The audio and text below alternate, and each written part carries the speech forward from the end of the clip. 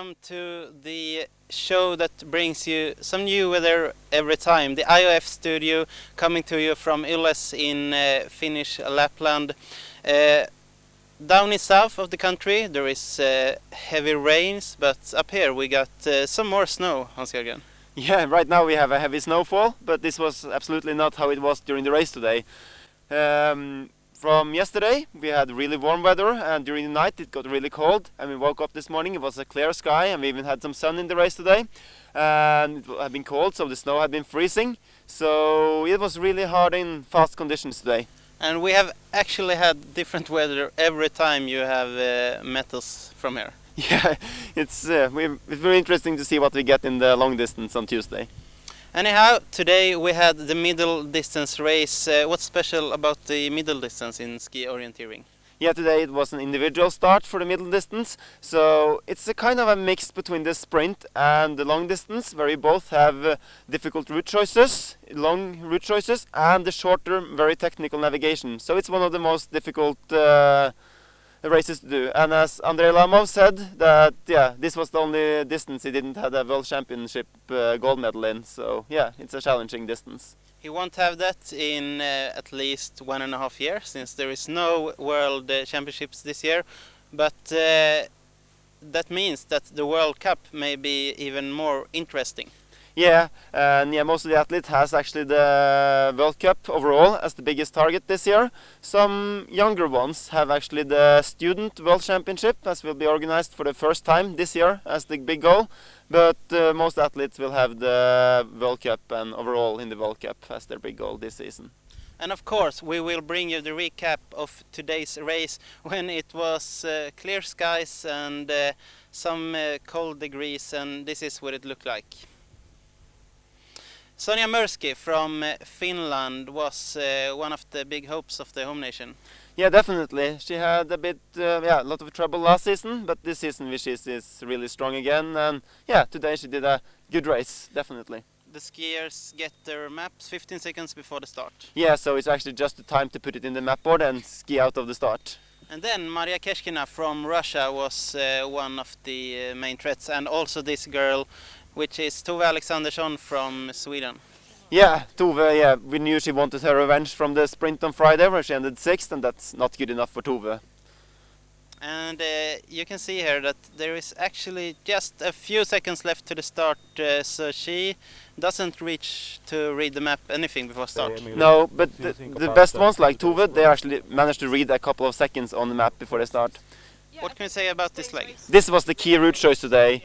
If you took the red route choice here, you would lose too much time and you were definitely out of the game. So yeah, you had to take the left one. That was much quicker on this fast track on the beginning. One who took the left route choice is Maria Keshkina, which we are following on a tiny narrow track. Yeah, and here we see a bit of difficulties. Here we pass the tree that's laying across the track. She did that perfectly well, managed to jump it nicely. And we can see here, it's always on small turns. She tried to read the map, hold on to the map board to get some overview, but yeah, you see this is very technical here. She found the junction very nicely there. Probably were some tracks in the ground she could see, but yeah, in the sunny weather we had today, it was actually much easier to see this kind of junction than we had yesterday in the thick fog. And the tracks were perhaps a little bit icy. Yeah, and we see that as well. She's snow plowing, and yeah, it's not really braking much, so she just had to go with it. Sonja Murski finished quite early in the competition, and she had made a really great race. Yeah, she did, and as she had a bad season last year, she's not having good enough ranking, so she's starting fairly early. But today in these conditions there was not much difference with the start positions. As you can see, as she is entering the arena punching the last control, she has more than 2 minutes down to the next runner, Trapechnikova. Yeah, as long as all the best ones start last, yeah, she knew she had to have a big lead in the finish to be able to have a top result. She had a big lead, but the question is how far would this gonna reach? We will watch for the other runners such as Keshkina, Alexandersson, and of course the overall World Cup leader Tatjana Oborina. Oborina, yes. But we compare Alexandersson, Keshkina and Murski, and they take this left route choice. Yeah, if they didn't take the left route choice today, you would definitely not be in the top at all. Like, it was too big time loss to ski this narrow track all the way. But how can the skiers know that? Well, the good thing here is that they're on the way to the third control. They actually passed the track, so they could see that today this was a really good one. And this dash track with lines on the outside, that's a That was a snowmobile track. snowmobile track, yeah. It is. And Keshkina once again. Yeah, here she goes down another hill, and yeah, we can see that she's having quite good control there, but some really sharp corners, and we really can see that how icy the tracks are. It was really hard for her to get around the corners the right way. They made a small loop. Yeah, here we actually see one of Keshkina's mistakes today on the way to the 8th control there, which she lost some time on. She had quite a good lead on Mursky before that, and here we see. You see Keshkina here, she skis very zigzag, and that's almost always a time loss, and we see how much time she lost to Mursky, probably more than 20 seconds on this stupid Mursky is roost. actually more than half a minute ahead of Keshkina at this point. But now Mursky do the bad route choice, and we see Keshkina actually catch up almost this half a minute on the next leg. It will be interesting to see what Maria Keshkina can do, but this girl is skiing in her own pace, and she was actually ways ahead. Yeah, definitely. This was such a strong race from her today. We could see it from the very beginning. She just wanted to come back and beat everyone today, and she had the best time to the first control. And through the whole race, she never were more than 4 seconds behind the best split time on the leg. So just amazing race by Tove. And more than 3 minutes at this point when she comes into the arena, and a small sprint and then into finish. Yeah, and we see now she beats Mursky with a lot of time, and as I said, she didn't do a single mistake today. Not in the junction she stopped to hesitate in. So an amazing race, and just show what a sportwoman she is. But does the competitor know anywhere on the track how they are going?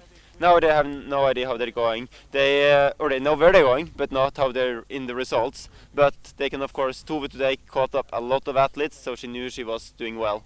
Tove is actually using a compass. How common is that in ski orienteering?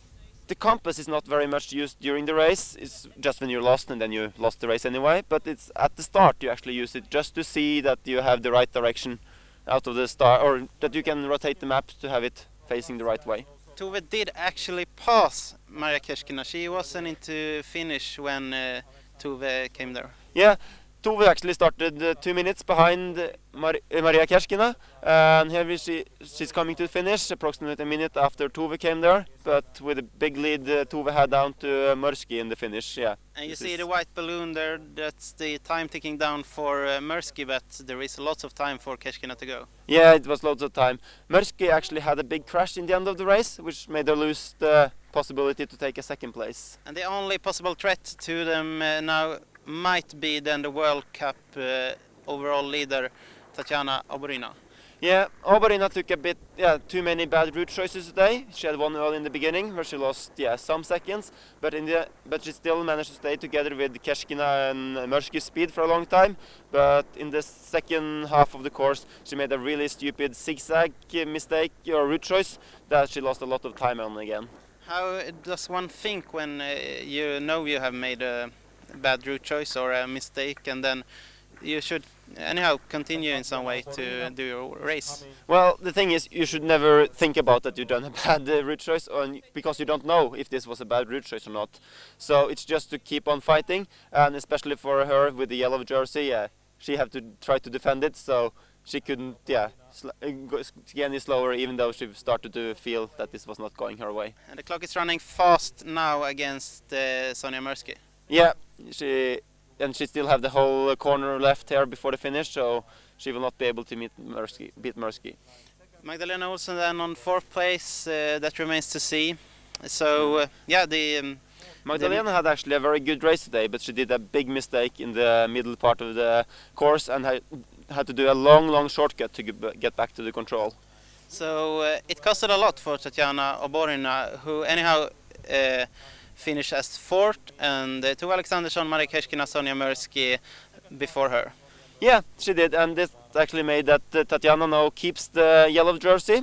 She's equal on points, 100 World Cup points for both Maria Keshkina and Tatiana Oborina, but since Oborina has 1 victory and Tatiana Keshkina only had 2 second places, Oborina is keeping her yellow jersey. And what can we say about that? Tove was actually 3 minutes ahead of the other ones, and then it was quite tight.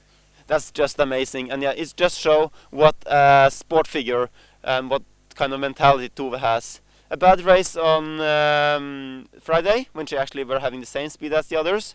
She and Ulrik Nordberg together yesterday fought back, and they actually took the victory by large margin. And today she just continues in the same way and take the lead from the very first control and all the way to the finish. And of course, she was happy with the race afterwards when I met her.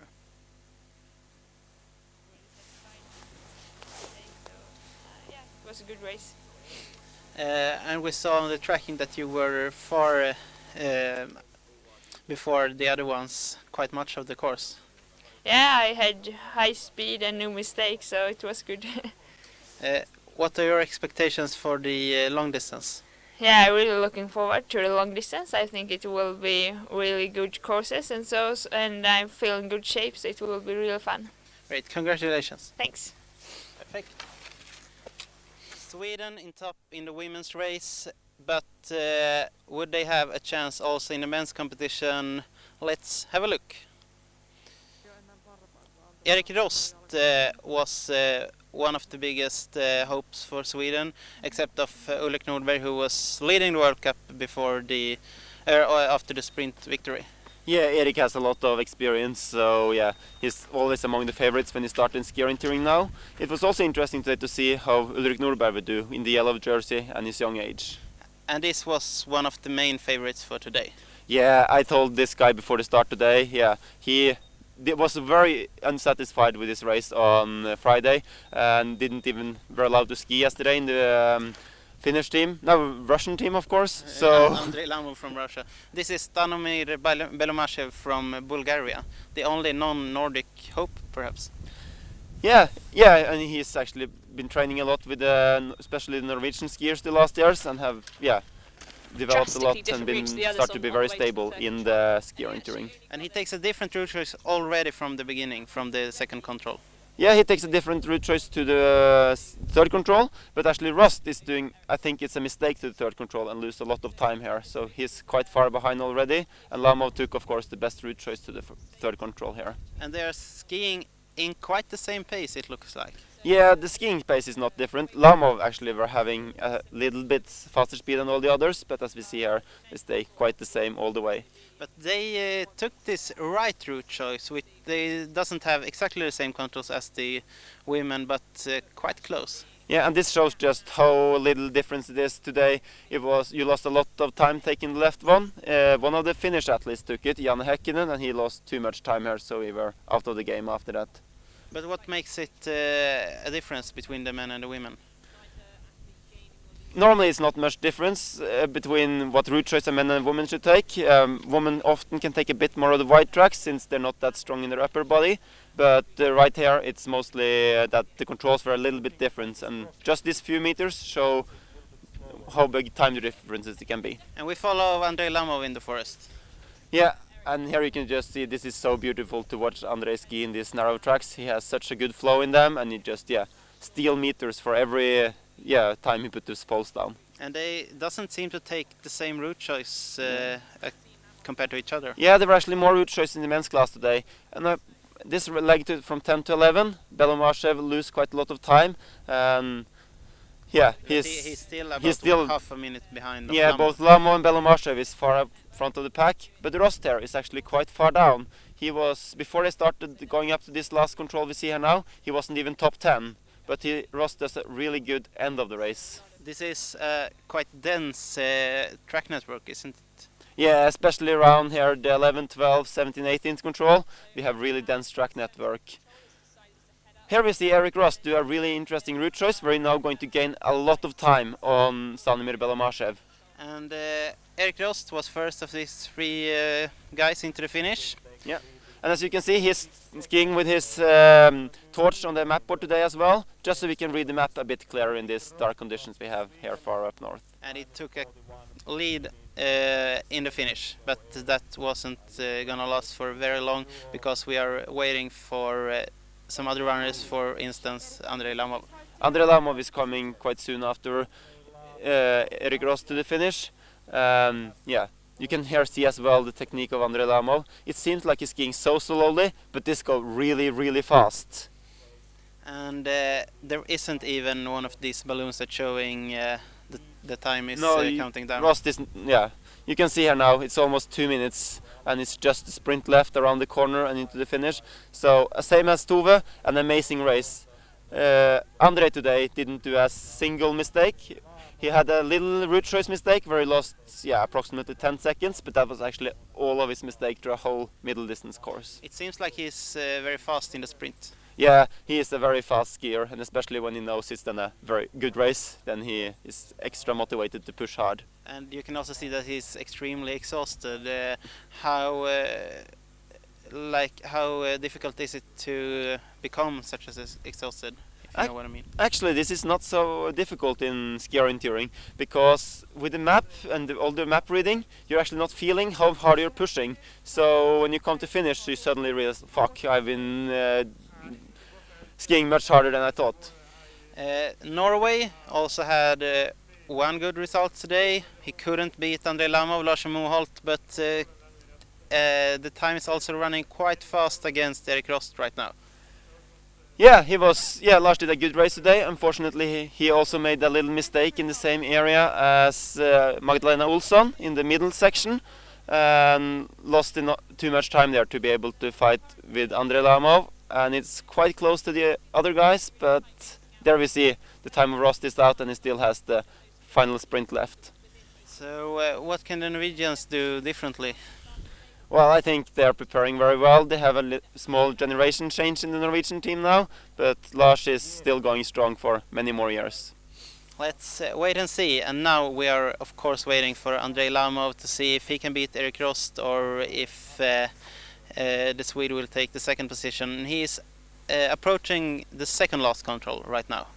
Yeah, and as we saw earlier in the race, that Stanimir was having a little gap down to Erik Rost, but was behind Lamov. But up to this control, Erik Rost took a really good route choice, so it gets much closer to the finish. He gets some pacing here. Yeah, this is his father, Ivan, that is following Stanimir very closely and giving him all the best support to be able to beat Rost in the finish. The other way as well, and then he's making a really fast sprint as it looks. Yeah, he knows now that the time is counting, so it's no energy to save, it's just to give everything now into the finish. And what's the difference? What does differ Belomachev from Lamov in this race? Well, mostly Lamov just did all the right route choices today. It was just this minor one I was talking about. Stanimir had more route choices where he lost time, so that was the biggest difference. Also very exhausted. Yeah, definitely. He was actually more exhausted in the sprint race when he just passed straight through the finish arena and out in the snow. Andrei Lamov, Russia ahead of Stanimir Belomachev from Bulgaria, Erik Rost from Sweden. Then Edvard Krenikov, which was fast also earlier, Lars Moholt, and the best home runner today, Ville Petrisarla on position 6. Yeah, quite impressive from Stanimir today, taking a second place in. Yeah, he also did one on Friday, so 2 in a row. Gives him 100 points, and is now wearing the yellow jersey for Tuesday's long distance race. And the winner, of course, was Andrei Lamov from Russia, who I also met right after the finish. The race went pretty good all the way from the start to finish. I felt pretty sure on all legs, and yeah, I enjoyed. Skis were good. So I just did what I had to do. What is it like to race here in Finland? I think the tracks in Finland are the most bumpy where I've been competing, so you really have to keep balance, and especially today it's a little bit icy and hard, so yeah, you have to stay on your feet. The next race is the long distance. What do you think about the long distance? Yeah, after the sprint distance I was disappointed and I was doubting about my shape, but today I realized that everything is good, so yeah, I think I'm gonna fight for top. He will fight also for the long distance race. Yeah, definitely. Yeah, he's not the guy that you saw after the sprint race where he didn't do so well, give us up, and he just can win many races in a row as we've seen before. So yeah, for sure we will have more good result of Lamov. And it's quite interesting what they said about the icy tracks. We remember the first days it was really bumpy, we saw a lot of broken skis.